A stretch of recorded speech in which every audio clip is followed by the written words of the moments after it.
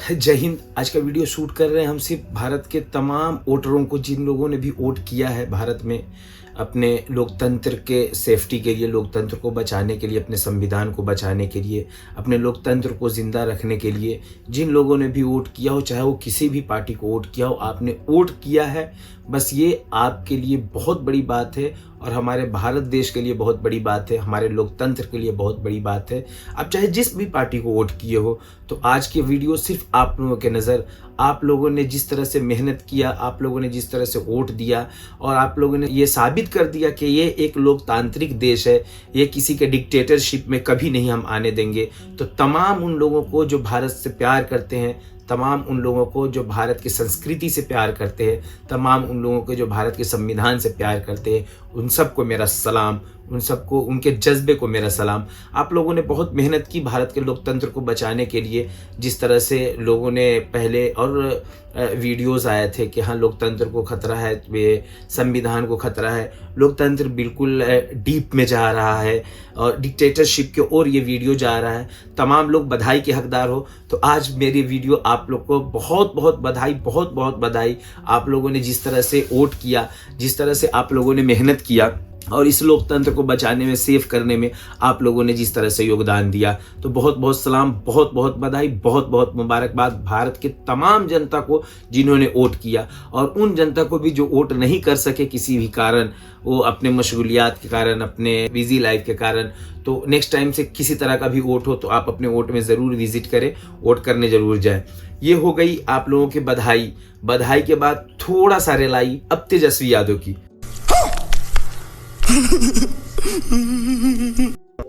India alliance को लेके डूबने में बिहार के अंदर सबसे बड़ा किसी का हाथ है तो तेजस्वी यादव का है। तेजस्वी यादव का गुरूर, घमंड, उनका एटीट्यूड इंडिया अलायंस को ले डूबा। इंडिया अलायंस को जिस तरह से बैकफुट पे तेजस्वी यादव ने धकेलने का काम किया, बैकफुट पे भेजने का काम किया है, ये किसी से छुपा हुआ नहीं है।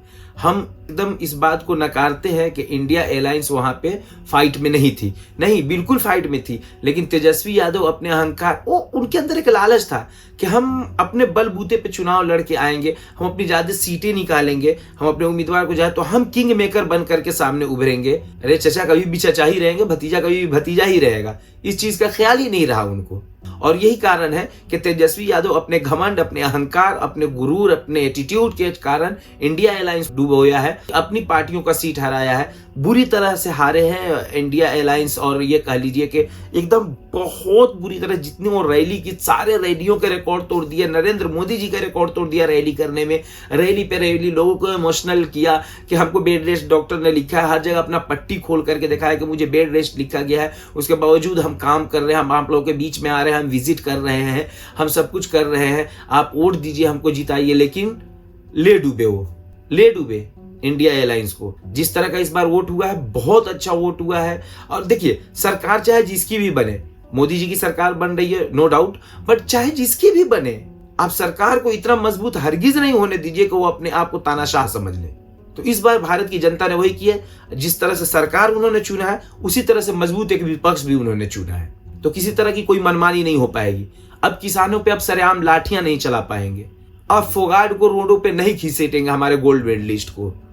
अब मीडिया जिस तरह से चाटुकारिता कर रही है, जिस तरह से गुलामी में डूबी हुई है, तो उनको गुलामी से थोड़ी सी आजादी जरूर मिलेगी, भले थोड़ा पैसा कम मिले, थोड़ी सी आजादी जरूर मिलेगी। तो ये सारी चीजें हैं इसमें। हाँ, किस तरह से तेजस्वी, हम आते हैं अपने पॉइंट पे, किस तरह से तेजस्वी यादव ने डुबोया है इंडिया अलायंस का कश्ती को, किस तरह से डुबोया है तेजस्वी यादव ने और उनके अहंकार ने, वो हम आपको बताते हैं। तेजस्वी यादव ने हिना साहब को टिकट नहीं दिया। हिना साहब बहुत कम मात्रा से हारी है चुनाव, उनको आरजेडी ने टिकट नहीं दिया, तेजस्वी यादव ने टिकट नहीं दिया। जबकि उनके बाप के वो मुहसिन है, मुहसिन बोलते हैं कि उनके बाप के ऊपर, श्री लालू यादव के ऊपर डॉक्टर शहाबुद्दीन का एहसान है। उसके बावजूद भी ये अपने अहंकार में ये इतना डूबे हुआ है, ये बंदा इतना डूबा हुआ है कि उसने सिवान का सीट ले डूबा। अपने अहंकार के कारण सिवान का सीट ले डूबा। पप्पू यादव को उसने टिकट नहीं देने दिया इंडिया अलायंस को, और पप्पू यादव के खिलाफ में रैली करते हुए उसने अपने जबान से कहा कि आप आरजेडी को वोट देते हैं तो दीजिए, नहीं तो सीधे बीजेपी को दीजिए, पप्पू यादव को वोट मत दीजिए। ए भैया, हम क्या बोले, सारी दुनिया जानती है 9वीं फेल हो, वो आप जैसे 4 को पढ़ाएंगे, एजुकेटेड लोग हैं और कितने अच्छे वो राजनेता है, और जिस तरह से कोरोना काल में लोगों का मदद किया उन्होंने। पटना में बाढ़ आया, सब लोग जाकर के इधर फ्लाईओवर में बैठे हुए ऐसे ऐसे करके।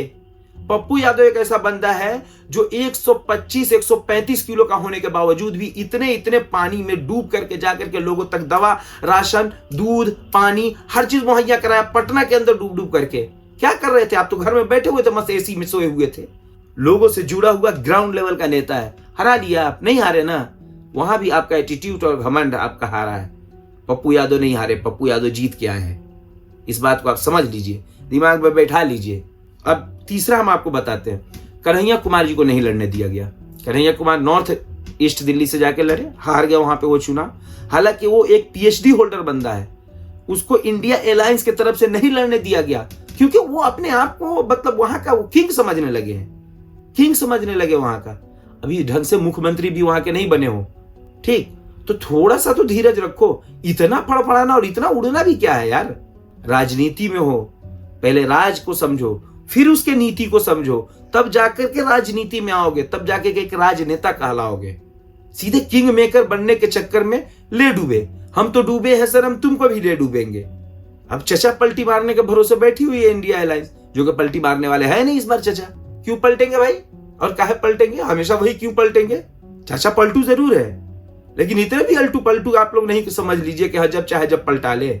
चचा के साथ फ्लाइट में सफर किया, लोगों ने मतलब एकदम एक मीम बना दिया कि हाँ चचा भतीजा एक साथ है, सफर कर रहे हैं, तो बहुत जल्द हो सकता है कि पलट जाए। ऐसा कुछ नहीं है, वो बात की बात है। ऐसे भी किसी भी नेता का कोई भरोसा नहीं, कब कहाँ चला जाए अपनी सीट के लिए, अपने फायदे के लिए, अपने मफाद के लिए, वो एक अलग मैटर है। लेकिन भारत के तमाम जनता को, तमाम वोटरों को ढेर सारा बधाई कि आपने एक पक्ष चुना है तो दूसरा मजबूत विपक्ष चुना है। बेहतरीन चुनाव हुआ है भारत में, और 2024 का चुनाव हमेशा लाइफ में याद रखा जाएगा। एक ऐसा चुनाव जिस चुनाव में आपने अगर पक्ष चुना है तो विपक्ष भी चुना है। दुनिया के किसी भी देश में अगर मजबूत विपक्ष रहता है तो वहां का जो बादशाह है, जो राजा है, जो सरकार चला रहा है, जो पीएम है, जो वहां का क्या बोलते हैं राष्ट्रपति है, वो अपने आप को गॉड समझने की कोशिश नहीं करता है। हम ये बिल्कुल भी नहीं कहेंगे कि मोदी जी सरेआम कहते हैं कि हाँ हम भगवान के अवतार है। ये बात हम बिल्कुल भी नहीं कहते हैं, हम कहना भी नहीं चाहते, हम इस फेरा में पढ़ना भी नहीं चाहते। थोड़ी सी अफसोस इस बात की भी रही कि मोदी जी अयोध्या से मतलब बीजेपी सीट हार गई। इस बात का भी अफसोस रहा मुझे। एक्चुअली अफसोस इस बात का नहीं है कि हाँ बीजेपी ने वहां से सीट हार गया, अफसोस इस बात का है कि लोग कुछ भी बोल रहे हैं। अच्छा, बोलने का उनका तथ्य भी है। वो बोल रहे हैं जो राम को लाए हैं हम उनको लाएंगे। लोग इन्होंने नारा लगाया, राम जी बोले बेटा औकात तेरी नहीं है, औकात में रह के बात कर, हम तुमको लाए हैं, तू हमको नहीं लाया है। इसलिए राम जी ने वहां हरा दिया आपको। ये एक अलग मैटर, इस पे एक अलग वीडियो बनेगा और एक विस्तार से वीडियो अयोध्या के ऊपर हमारा आएगा कि क्यों हारा, क्या रीजन था, गरीबों का कितनी हाय और बद्दुआएं लगी हैं। इन सारी चीजों के ऊपर एक एक करके कितने कितने घर तोड़े गए, सारी चीजों के ऊपर मेरी एक वीडियो बहुत जल्द आने वाली। इस वीडियो के बाद इस वीडियो में सिर्फ और सिर्फ भारत के तमाम जनता को फिर से एक मरतबा दिल से मुबारकबाद, बहुत सारा सलाम, सैल्यूट है भारत के तमाम वोटरों को। जय हिंद, जय भारत।